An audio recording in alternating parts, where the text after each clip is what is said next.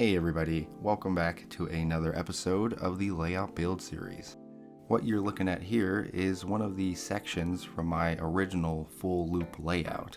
The reason why I'm showing this is because it's going to get stored away. Someday I will take it out and work on it, but for now I have plenty to do on my main layout. So if you were curious on what happened to it since my layout update video in September, I think, now you know. Anyway, now it's time to get some progress done and add yet another cool scene to the HO Skill layout. Today we're adding a maintenance of way spot and also adding a new siding for engines and equipment. Here's a fun fact, the black circle is there because at one point I was actually going to add a turntable. First things first, we must remove all cars, trucks, and trains.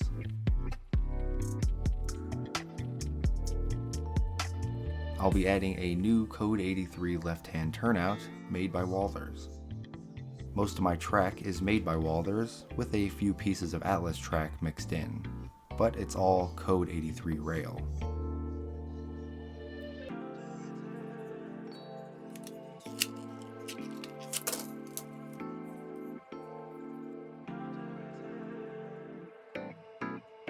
To add rail joiners to the track, you must remove the last tie on the ends of the turnout. The same applies to flex track. There is a way to get them on without doing that, but I like to do it this way. Anytime I need to remove already laid track, I use a metal ruler. That way I can actually use that piece later on if I want to. With a little bit of effort, I squeezed in the new turnout. After that's done, I moved on to adding the new siding. As always, I use tacky glue to secure my track down.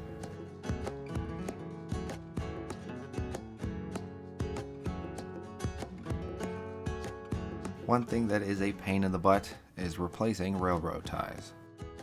Anytime I do cut off railroad ties, I keep them for this very moment. The only thing I'll need is my Dremel. I use it to remove the railroad spikes so that the ties go under the rails much easier. Just be careful when doing this, or just don't do it this way.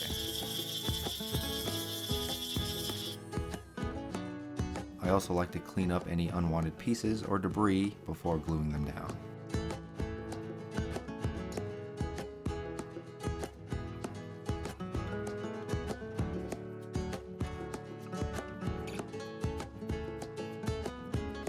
In some spots, I did decide to add some more feeder wires, just so I have more peace of mind when it comes to reliability.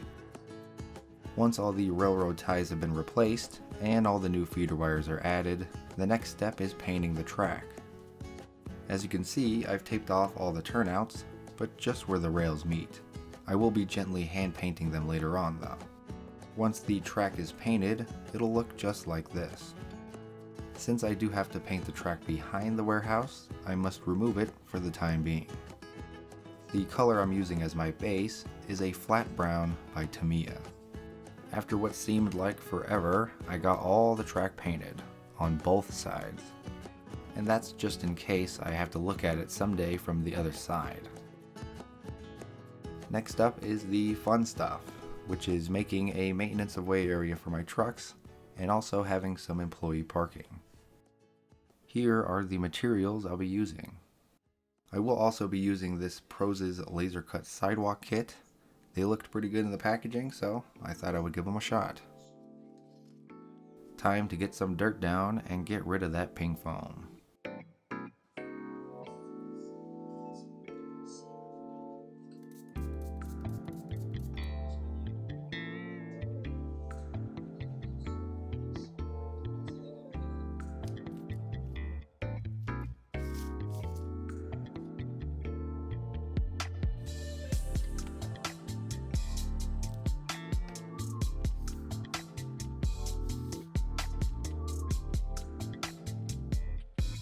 Once that is all said and done, I now need to test the sidewalks just to make sure I like the way it looks.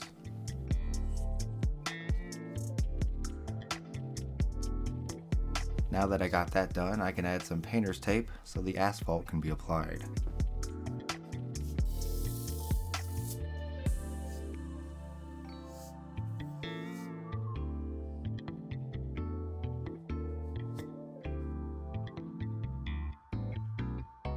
While that dries, I'm going to take the time to paint the sidewalks. As with all my concrete looking stuff, I like to use country gray.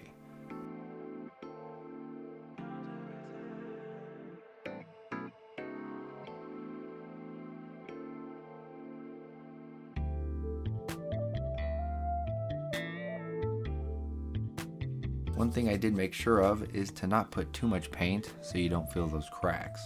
You don't want to ruin those small details. It's now the following day and everything is dry, and I can remove the tape, this time with an audience.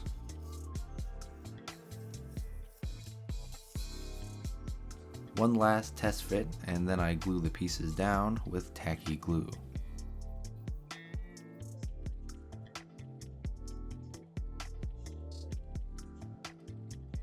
Heavy stuff gets placed on top to prevent any bowing. Next, I'll be adding a small concrete lot to the right of the dirt area. Unlike my asphalt lots I previously made, this small little section will be a thin layer, because this stuff is expensive. I did also add a small patch of concrete on the left side, and I put a transformer in place while it dries. It's the next day and I'm really liking how the sidewalks came out, and having them pre-cut saved me a lot of time. To remove any bumps or imperfections, I will lightly sand down the concrete. I do also remove any excess concrete, especially where that corner sidewalk piece needs to go.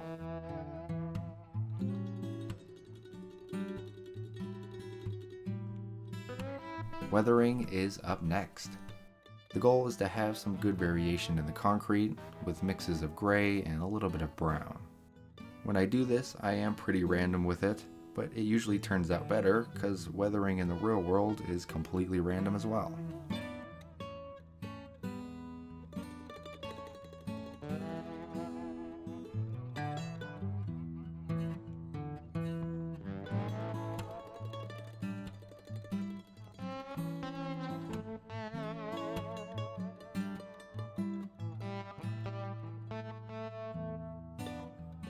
To completely smooth things out and to give that variation in color, I add a very thin layer on top to finish things off.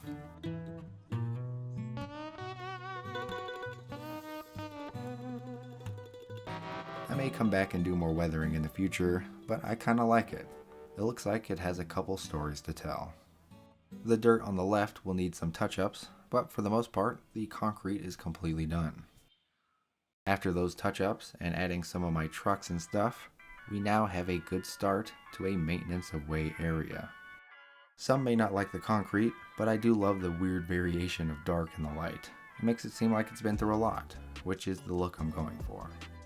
Things that I will add soon, or maybe in the next episode, will be telephone poles or utility poles, ground details like piles of rail, piles of junk, and maybe even a small portable office. You might notice a new engine on the layout, and that's thanks to the Denver Terminal Railway.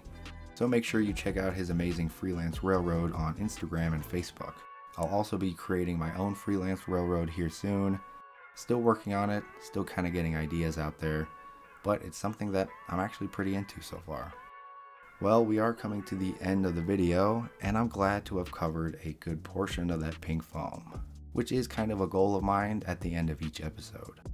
As always, enjoy some final shots of the scene, and remember to like and subscribe if you enjoyed the video.